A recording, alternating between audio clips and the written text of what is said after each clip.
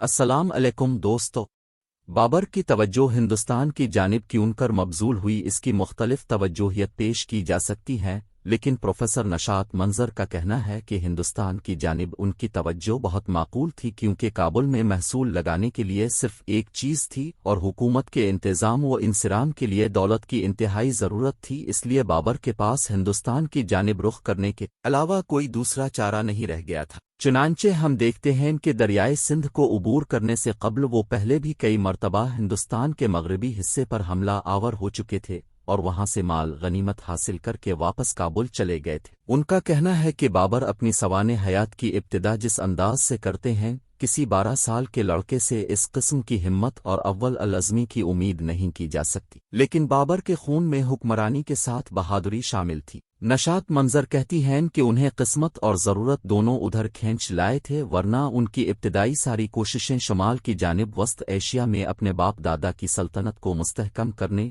اور ایک عظیم سلطنت قائم کرنے پر مبنی تھی۔ انہوں نے یہ بھی کہا کہ یہ بحث کا علیحدہ موضوع ہے کہ آیا رانا سانگا یا دولت خان لودھی نے انہیں دہلی کی سلطنت پر حملہ کرنے کی دعوت دی یا نہیں، لیکن یہ بات ہے کہ آج کے جمہوری اقدار سے ہم سلطانی کے دور کی پرکھ نہیں کر سکتے۔ اس زمانے میں جو جس جگہ جاتا اور فاتح ہوتا تو اسے وہاں کے عوام و خواص دونوں قبول کرتے، نہ کہ اسے حملہ آور سمجھتے۔ لیکن بابر کے ہندوستان کے خواب کے بارے میں ایل ایف رش بروک نے اپنی کتاب ظہیر الدین محمد بابر میں لکھا ہے کہ سب سے تھک ہار کر بابر نے دھکات نامی گاؤں میں رہنے کا فیصلہ کر لیا۔ اس نے پرخلوص طریقے پر خود کو ماحول کے مطابق ڈھال لیا، اپنے تمام دعووں کو ترک کر دیا اور محض ایک سادہ مہمان کی طرح گاؤں کے مقدم سردار کے گھر رہنے لگا۔ یہاں ایک ایسا سابقہ پڑا جس کے متعلق قسمت نے یہ طے کر دیا تھا کہ جس سے بابر کی آئندہ کی زندگی کی تشکیل پر ایک اعلیٰ ترین اثر پڑے گا۔ مقدم کی عمر 70 برس ہوگی، مگر ان کی والدہ 111 سال کی تھیں اور وہ بقد حیات تھیں۔ اس بوڑھی خاتون کے کچھ رشتہ دار تیمور بیگ کے لشکر کے ساتھ ہندوستان گئے تھے۔ یہ بات ان کے ذہن میں تھی اور وہ اس کا قصہ سنایا کرتی تھیں۔ انہوں نے بابر کے بزرگوں کے کارناموں کی جو کہانیاں سنائیں، انہوں نے نوعمر شہزادے کے تخیلات میں ایک جوش و ہیجان پیدا کر دیا، اور اس میں کوئی شبہ نہیں ہو سکتا کہ اس وقت سے ہی ہندوستان میں تیمور کی فتوحات کو تازہ کرنے کا خواب اس کے ذہن کے پس منظر میں مسلسل قائم رہا۔ جامعہ ملیہ یونیورسٹی کے شعبہ تاریخ میں اسسٹنٹ پروفیسر رحمہ جاوید راشد کا کہنا ہے کہ یہ تو سب کو معلوم ہے کہ بابر والد کی جانب سے تیمور خاندان کی 5ویں پشت میں سے تھے، جبکہ والدہ کی جانب سے وہ عظیم فاتح چنگیز خان کی 14 پشت میں سے تھے۔ اس طرح ایشیا کے 2 عظیم فاتحین کا خون بابر میں شامل تھا، جو انہیں دوسرے علاقائی فرمانرواؤں پر فوقیت دیتا تھا۔ بابر کی پیدائش فرغنہ کے دارالحکومت انجان میں ہوئی اور وہیں ان کی تعلیم و تربیت ہوئی۔ پروفیسر نشاط منظر بتاتی ہیں کہ اگرچہ ان کے جد امجد چنگیز خان اور تیمور لنگ دونوں پڑھے لکھے نہیں تھے، لیکن انہیں اس کا بخوبی احساس تھا کہ بغیر تعلیم کے جہاں بانی مشکل امر ہے،